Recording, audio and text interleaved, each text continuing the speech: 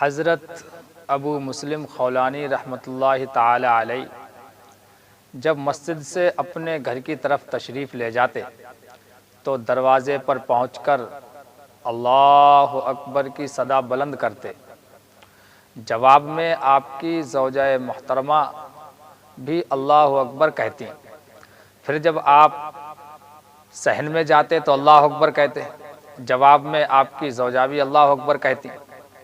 جب کمرے میں داخل ہوتے تو پھر اللہ اکبر کہتے اور جواب میں آپ کی زوجہ محترمہ بھی اللہ اکبر کہتی۔ یہ آپ کا ہر روز کا معمول تھا۔ ایک رات جب آپ گھر تشریف لائے اور آپ نے دروازے پر پہنچ کر حسب معمول اللہ اکبر کہا لیکن جواب نہ ملا۔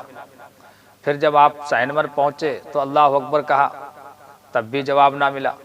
جب کمرے میں پہنچے اور اللہ اکبر کہا تب بھی آپ کی زوجہ نے جواب نہیں دیا۔ آپ کی زوجہ محترمہ نے آپ کو کھانا دیا اور چپ چاپ زمین پر بیٹھی رہیں۔ ایسا لگتا تھا جیسے وہ آپ سے ناراض ہیں۔ آپ کے گھر میں روشنی کے لیے چراغ تک نہیں تھا، لیکن آپ پھر بھی صابر و شاکر تھے۔ جب آپ نے اپنی زوجہ کو ناراض پایا تو ان سے دریافت کیا، اے اللہ کی بندی، تو پریشان کیوں ہے؟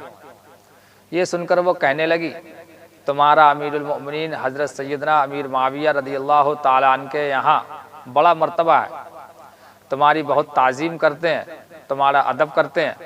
اگر آپ ان سے ایک خادم مانگ لیں تو وہ ضرور آپ کو عنایت فرما دیں گے۔ ہمارے پاس ایک بھی خادم نہیں ہے جو ہماری خدمت کر سکے، خادم آ جائے گا تو ہمیں آسانی ہو جائے گی۔ یہ سن کر آپ نے دعا کے لیے ہاتھ اٹھا دیے اور اس طرح بارگاہ خداوندی میں عرض گزار ہوئے، اے میرے پروردگار، اسے اندھا کر دے جس نے میرے گھر والوں کا ذہن خراب کیا اور ہم میں پھوٹ ڈالنے کی کوشش کی ہے۔ آپ کی دعا کا اثر فوراً ظاہر ہوا اور پڑوسیوں کی ایک عورت کی آنکھیں اچانک بے نور ہو گئیں جو اپنے گھر میں تھی، اور اسی نے آپ کی زوجہ کو آ کر کہا تھا کہ اگر تو اپنے خاوند سے کہے تو وہ امیر المؤمنین حضرت سیدنا امیر معاویہ سے غلام حاصل کر سکتے ہیں، اور اگر تمہیں غلام مل گیا تو اس طرح تمہاری زندگی پرسکون ہو جائے گی۔ کچھ نظر نہ آنے کی بنا پر اس نے گھر والوں سے کہا، تم نے چراغ کیوں بجھا دیے؟ گھر والوں نے کہا، چراغ تو جل رہے ہیں، شاید تمہاری آنکھیں بیکار ہو چکی ہیں۔